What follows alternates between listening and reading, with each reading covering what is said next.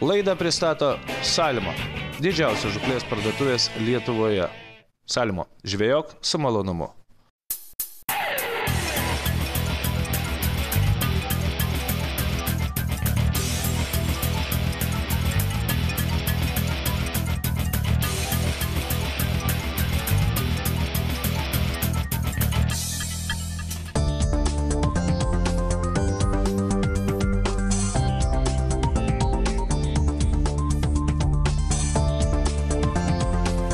Sveiki visi žiūrintys laidą Vienam gali kablys.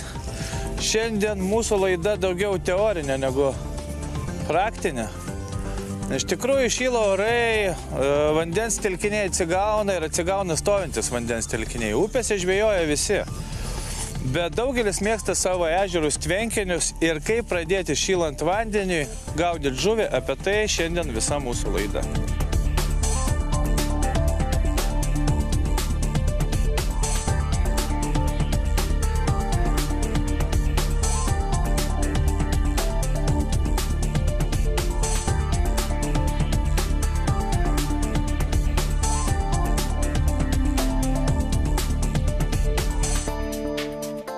Tai va, pradėsim tą teorinę dalį.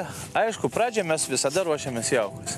Nes jaukai turi įsigerti vandens, jie turi išbrinkti, turi atsiskleisti jų savybės. Aš kartais net ruošiu jauką vakare, namuose, kad jis nebūtų aktyvus, bet apie tai gal kitais kartais. O dabar, ką aš atvažiavęs pradžioj žūklės darau, tai iš karto gaminu jaukus.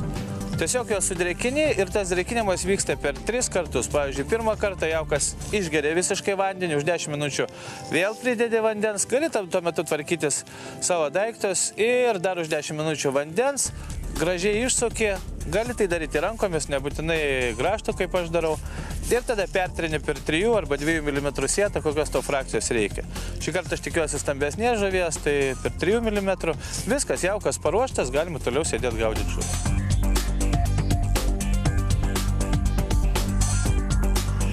Teisingam atstumo matavimo aš naudoju visiškai kitą kotą, nes jis turi būti galingesnis daug,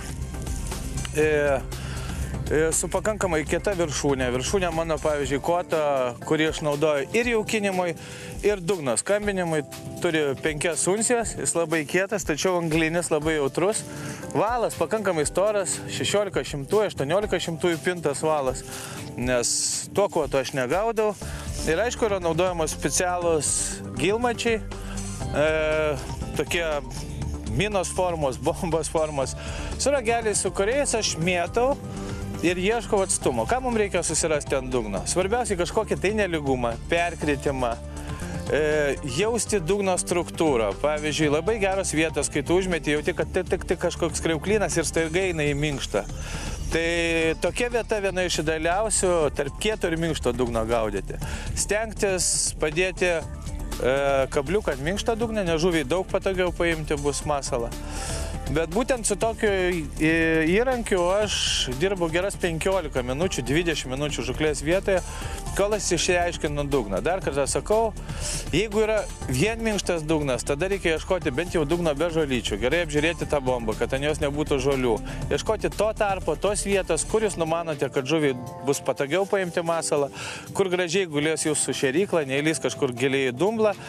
Ir tai turbūt vienas svarbiausių dalykų, nes kur rasite žuklės vietą, kur gaudysite, taip ir pagausite. Tai va, į dugno struktūros ieškojama labai daug sportininkų, kreipia didelį dėmesį, aš lygiai taip pat.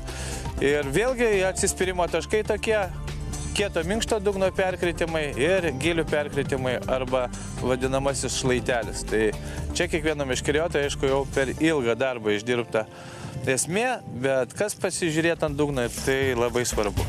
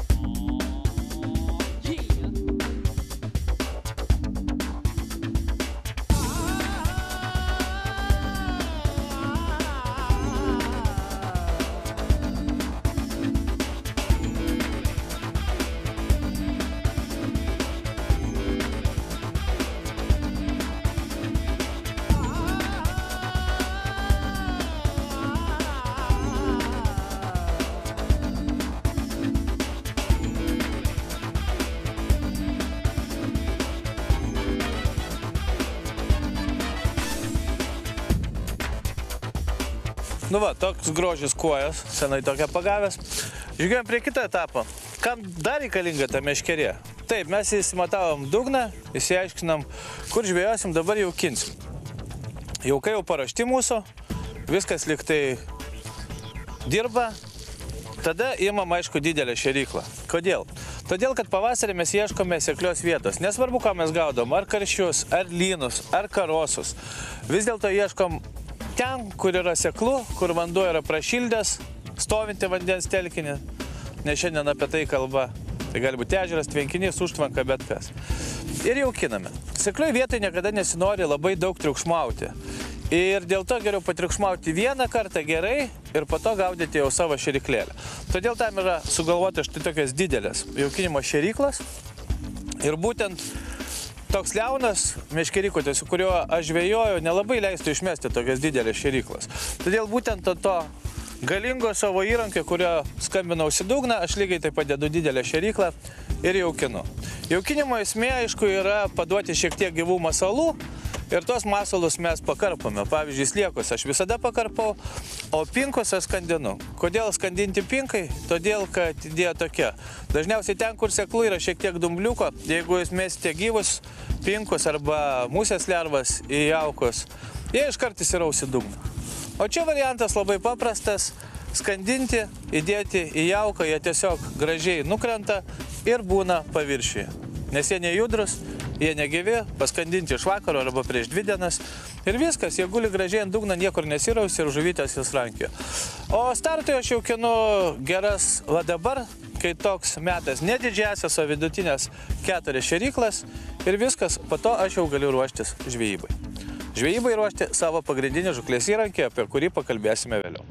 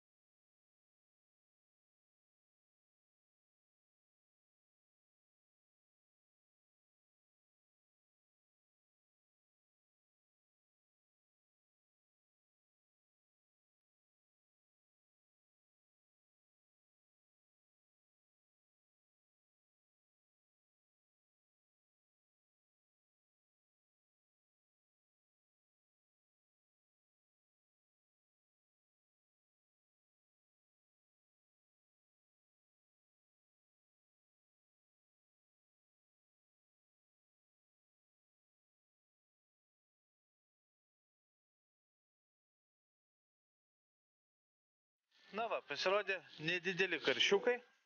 Po geros 1,5 valandos mūsų žvejybos. Aš manau, su šita žuvį mes baigiam pirmą dalį. Maždaug ką mes padarėm gero. Pasigaminom jaukos, išsiaiškinom dugną, kaip jį ieškoti, kuom jį ieškoti ir pajaukinom, kokiais jaukais ir ką jo sukarpėm. Kaip jau sakiau, šitą laidą tokia daugiau teorinė su žvejybos elementais. Antroji daly mes aiškinsimės, kaip pradėti gaudyti ir ką daryti tada, kad pagauti žuvį stovinčiam vandens telkiny ankstyvą pavasarį. Kol kas ilsimės.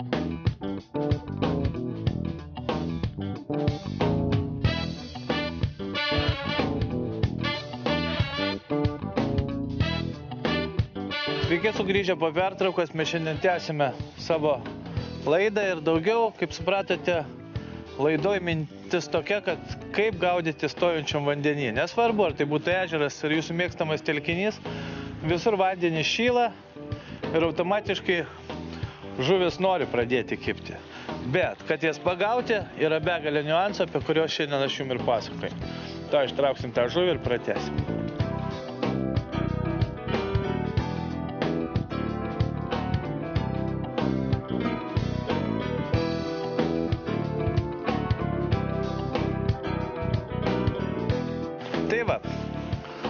viską aš pašėriau, dabar idėja, kaip reikia padaryti distanciją, lygiai tokią pačią, kur aš jau aukinau. Tai labai paprasta, štai tokių dviejų stovų pagalba, nebūtinai tai turi būti firminiai, gali būti senas kokios nors lazdas slidininko nupjautas. Labai paprastai, kaip matėte, aš kai buvau susiradęs atstumą, dugną, kurį aukinau, tai ten yra ant mano tos galingos meškerės užklipsuota vieta. Aš ją imu, labai gražiai ant stovelių suskaičiuoju apsukimus, kiek yra kartų. Va šį kartą atstumas buvo nepilni 11, tai yra, jeigu mano pagalio ilgis 3 metrai, atstumas tarp pagaliukų, tai gavosi 32 metrai. Viskas, aš suskaičiavau, nepilni 11 apsukimų, padedu galingą meškerę. Jis man šiandien nebereikalinga, nebent reikalinga tada, kai man reikės dar jaukinti, jeigu aš pajausiu, kad atėjo daug didelio žuvies, bet tai dažniausiai būna vasara, kai vanduo šiltas. Imu savo meškerę ir lygiai taip pat gražiai su ją suskaičiuoju lygiai tokį patį atstumą, uždedu klipsą ir aš visiškai saugus žvejyboje. Ar man nutrūks kažkas, tai ar nulieks, ar kažkur tai aš užkabinsiu, aš perišę sistemėlę, vėlgi galiu gražiai ateiti, suskaičiuoti ant tų pagaliukų atstumą ir aš žinau, kad mano atstumas toks ir kad aš žvejoju ten, kur jau aukinau. Tai yra labai svarbu ir aš galvoju, kad taip turi būti.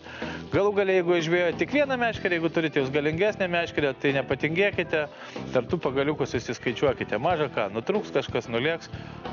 Iš akies labai sunku pataikyti tą patį atstumą, o jeigu jau jaukintoje vietoje susibūrė žuvis, kam galvoti. Tai va, toks dar vienas patarimas, mes tęsime savo žūklę.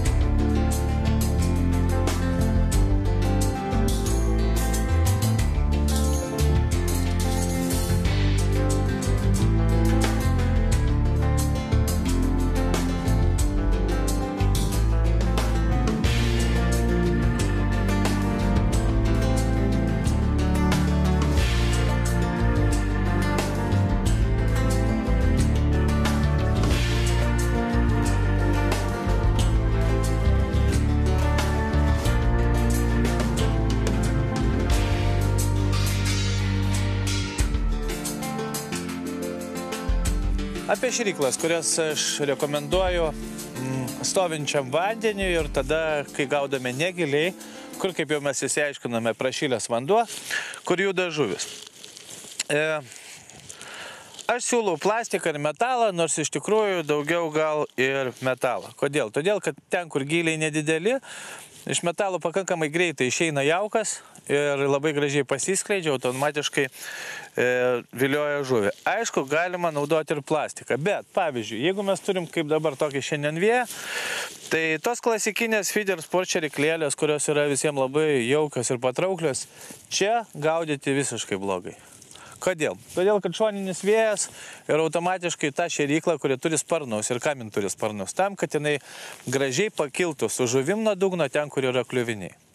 Čia kliuvinių mes neturim ir idėja kokia, jinai nėra skirta labai super tolimiem metimam. Jeigu tik šoninis vėjas, iškart tuos sparnus pagauna vėjas ir šėryklą pradeda va tai va skraidyti ir tiksliai į tašką užmesti yra labai sunku. Todėl vietoj feeder spurto plastiko aš visą laiką rekomenduoju naudoti arba metalą, štai tokį labai aišku, konkretų, koncentruotas metalinės šėryklos, kurios labai gražiai lekia, tiksliai į savo vietą, arba metalinės kulkas, kaip aš šiandien naudoju, arba tokios pozicijos, arba kurios svoris yra koncentruotas apačioj, tai yra kulkos. Tai vienas tiksliausių šėryklų, kurios iš tikrųjų lekia tiksliai ten ir visiškai jom nusispjaut šoninis vėjas. Ir dar vienas variantas, jeigu jūs jau negalite be plastiko gyventi, tai automatiškai tam yra štai tokios šėryklos sugalvotos, plastikinės, bet vėlgi kulkos. Jos taip pat labai tikslios, labai gražiai skrenda. Na, o jeigu kalbėti dar apie šėryklas, kurios yra uždaros ir taip toliau, tai ten jau naudojame dideliem gyliam. Vasarą mes apie tai kalbėsime būtinai, bet štai tokios rekomendacijos. Kaip matote, visos šėryklos yra dubliuotas, didesnė ir mažesnė, ir reikia turėti to pačio svorio didesnės ir mažesnės šėryklas. Nes tiesiog jau pajaučiate, kad žuvis šiek tiek per daug pavalgiusios, ypatingai dabar pavasarį, kai nereikia labai daug paduoti jam jauko. Ir jaučiate, kad pradeda darytis kaprizinga, kažką patempia, nučiulpia masalą, lygybimo nematė. Tada labai logiška būtų iškart susimažinti tą patį svorį į mažesnę šėryklą, paduoti mažiau jauko. Ir tada žuvis iš karto atsigaus. Kibimas čia 100% įrodyta yra. Vėlgi, jeigu tas kibimas lopsta, vėlgi reikėtų dėtis stambesnę šėryklą ir vėl duoti daugiau jauko. Žodžiu, dirbs su šėryklėlėmis ir jų dydžiais reikia.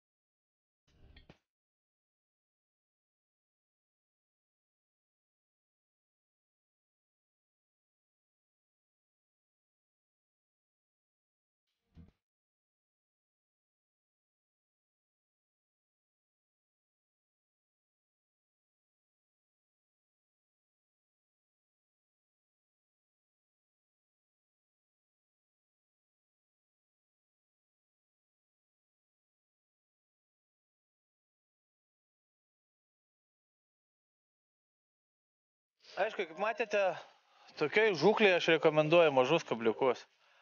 Kodėl? Todėl, kad žuvis dar nėra aktyvios, jos apatiškai plaukia, siurbinėja, viską ragauja ir kuo lengvesnis kabliukas, stovinčiam vandenį dar kartą kartoju. Dabar, kai dar tik tai prasideda pirmos žūklės, žuviai reikia lengvo kabliuko. Jis gali būti gal ir šiek tiek didesnis, negu aš gaudau, bet lengvas, o kuo mažesnis, to lengvesnis. Ir visiškai nepriklauso nuo to, kokio dydžio žuvį gaudame. Pas mus kažkoks senas stereotipas. Jeigu didelio žuvis, tai turi būti toks kablys. Visiškai nesąmonė. Kablys yra naudojamas tokio dydžio, koks naudojamas yra masalas. Tai va, apie masalas. Aš visada, kaip matėte, pradedu startuoti musės lervomis, nes dažniausiai šerių gali būti įvairiausios kombinacijos, gali būti raudonas, baltas kombinacijas. Dažniausiai aš pradedu 3, vieną baltą, porą raudonų. Bet viskas vėlgi priklauso nuo to, kaip jūs jaučiate. Jeigu daugiau pakarpame, tai slieko, pavyzdžiui, tai aš pradedu naudoti ir slieką. Ir kaip matėte, žuvis atsiliepia labai gražiai ir dažniausiai atsiliepia karšiukai, kurie gauna šiek tiek slieko karpyto. Ir kombinacija ant kabliuko labai paprasta. Nugnybti sliekai, kad jie leistų iš savęs kvapą. Ir būtinai uždaryti vieną musės lervą arba vienu pinku, kad sliekiukai nenukristų. Dar vienas variantas yra, kai žuvis visiškai tingios ir visiškai nuobodžios, tai yra 2 skandinti pinkiukai. Štai taip, dedami ant kabliuko. Jeigu turite labai mažai kibimų, žuvis visiškai nenori kreipti dėmesio į gyvą masalą, tai yra judantį ar slieką, ar musės lervą.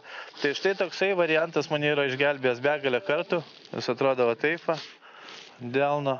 Tiesiog 2 raudoni negyvi pinkiukai. Ir iš tikrųjų būna taip, kad į tokį masalą atsiliepia pakankamai didelė žuvis. Šiandien viskas tvarkoj, bet būna tokių dienų, kad visiškai jinai nenori, kad kažkas judėtų, būtų gyva, tai būtent tie skandinti masalai mums padeda. Ir aišku, labai svarbu, kokį jūs pasirinksit kabliuką. Aš, pavyzdžiui, esu pasirinkęs savo keletą tik tai variantų, stovinčiam vandenį būtent nesroviai. Ir man labai idealūs kabliukai yra Činta Ovnerio. Aš jos naudoju nuo 14 numerio, smulkiai žuviai gaudyti iki 10, kai gaudau karšius. Ir jau kai kimba didelio žuvis, reikia didelio masalo, tai nauji gūrų. Feeder serijos kabliukai, man jie lygiai taip pat smagus, žvejant jau sunkiais, didesniais masalais, kai žuvis yra aktyvios. Tai va, aš naudoju tik tai tuos 2 modelius, rekomenduoju jums pabandyti. Ir apie pavadėlių ilgius, kaip matėte, mes turim visą papkę ir tiesiog tai reikia dirbti. Reikia pajausti, tiesiog yra 2 niuansai. Jeigu jūs ištraukite masalas nučiulptas, vadinasi pavadėlis yra per ilgas, jūs nematėte kibimo. Arba jeigu jūs gaunate kibimą ir nepakertate, vadinasi žuvis greitai spjauna ir jaučia, kad kažkas yra ne taip ir greitai patraukia jūsų šėryklą. Mano idealiausias kol kas stojančiam vandenį ilgiai yra 70 cm metras. Man jis dirba visur, gaudant visą žuvį, būtent toks ilgis, tai rekomenduoju jums. Nu, storija, aišku, kuo planiau, kuo jautriau, tuo geriau dabar.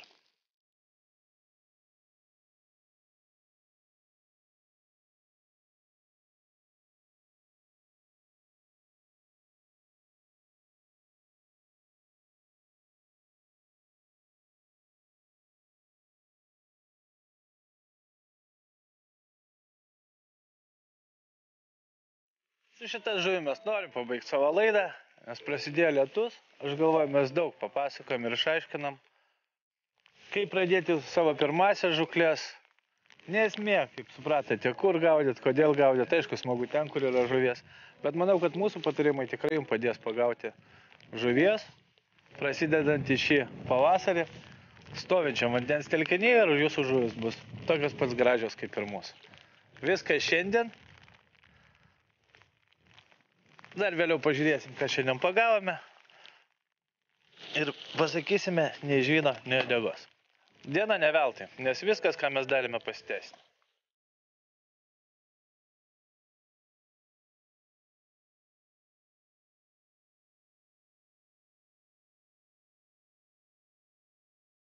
Nu va, prieš pat paleidžiant žuvį, dar šiek tiek informacijos, kuri gali sudominti žvejus.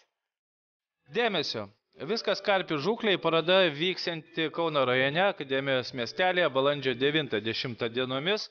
Visa tai, kas susiję su karpiu ir ne tik karpių žūklė, su įvairiausiais jaukais, masalais, bus skaitomas paskaitos, taip kad nepraleiskite puikios progos sužinoti, kaip gaudyti karpius ne tik Lietuvoje.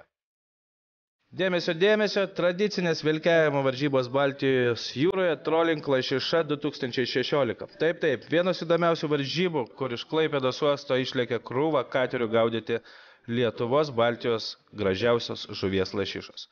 Varžybos balandžio 9-10 dienomis. Startas iš Klaipėdos uostelio.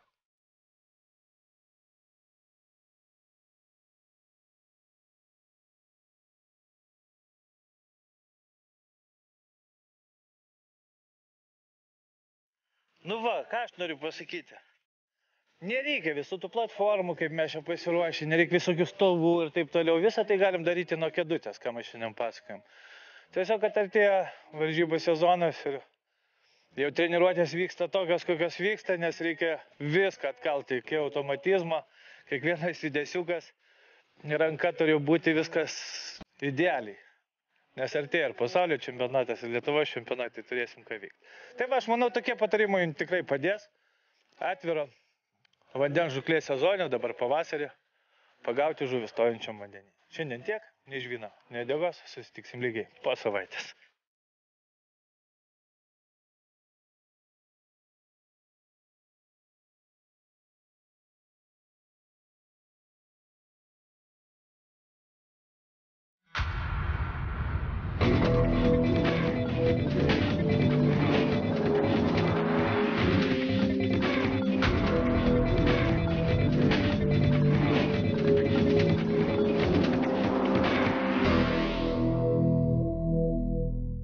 Laidą pristato Salmo, didžiausios žūklės parduotuvės Lietuvoje. Salmo, žvejok su malonumu.